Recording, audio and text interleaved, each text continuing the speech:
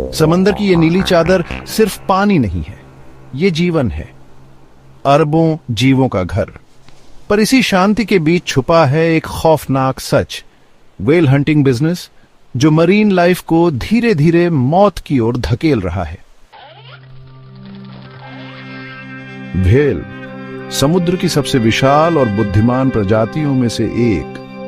ये जीव न सिर्फ समुद्री पारिस्थितिकी तंत्र का अहम हिस्सा है, बल्कि क्लाइमेट बैलेंस में भी इनका योगदान बहुत बड़ा है। लेकिन मानव लालच ने इन शांत जीवों को भी नहीं छोड़ा।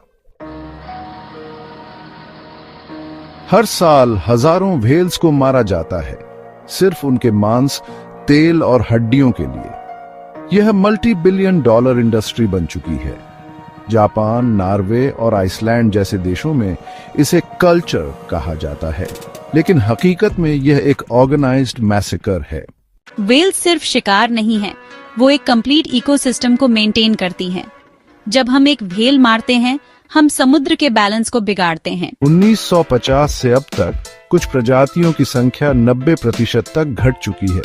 ब्लू व्हेल, फिन व्हेल और सेई व्हेल अब क्रिटिकली एंडेंजर्ड स्पीसीज की लिस्ट में है।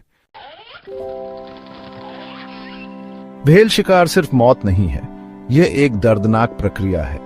उन्हें हार्पून से घायल किया जाता है और कई बार उनकी मौत में घंटे लगते हैं। इमेजिन कीजिए एक intelligent creature slowly bleeding to death in its own home. Whale meat को डेलिकेसी माना जाता है। कुछ कल्चर्स में इसे स्टेटस सिंबल की तरह सर्व किया जाता है। उनके ऑयल को कॉस्मेटिक्स, लुब्रिकेंट्स और कैंडल्स तक में यूज किया जाता है। लेकिन सवाल यह है, क्या इन लग्जरी आइटम्स की कीमत एक जीवन होनी चाहिए? कुछ कोस्टल कम्युनिटीज का तर्क है कि ये उनका पारंपरिक पेशा है, लेकिन मॉडर्न इंडस्ट्रियल व्हेलिंग ने इस ट्रेडिशन को प्रॉफिट ड्रिवन स्लॉटर हाउस में बदल दिया है। दुनिया भर में एनवायरमेंटल ग्रुप्स और एनिमल राइट्स एक्टिविस्ट्स इस बिजनेस के खिलाफ आवाज उठा रहे हैं।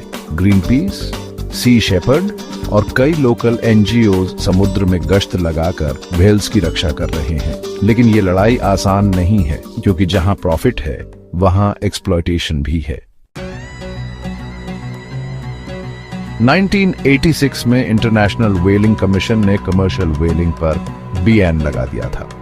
लेकिन लूपहोल्स का फायदा उठाकर कई देश साइंटिफिक रिसर्च के नाम पर व्हेल्स को मारते हैं। ये सिर्फ कानून की आंखों में धूल झोंकने की तरकीब है। लेकिन हर अंधेरे में उम्मीद की एक किरण होती है। कई देशों ने मरीन सैंक्चुअरीज बनाए हैं जहां शिकार पूरी तरह बैन है। व्हेल वॉचिंग टूरिज्म अब एक बूमिंग इको फ्रेंडली बिजनेस बन रहा है, जहां लोग इन मैजेस्टिक क्रीचर्स को जिंदा देखकर अप्रिशिएट करते हैं, न कि उन्हें प्लेट में देखना चाहते हैं। हमारे पास अभी भी मौका है। अगर हम आज कदम उठाएं, तो हम आने वाली पीढ़ियों के लिए व्हेल्स को बचा सकते हैं। प्रकृति ने हमें बहुत कुछ दिया है, लेकिन उसका उत्तरदायित्व भी हमारा है। व्हेल्स की आवाज अब भी समंदर में गूंज रही है। सवाल यह है कि क्या हम सुन पा रहे हैं?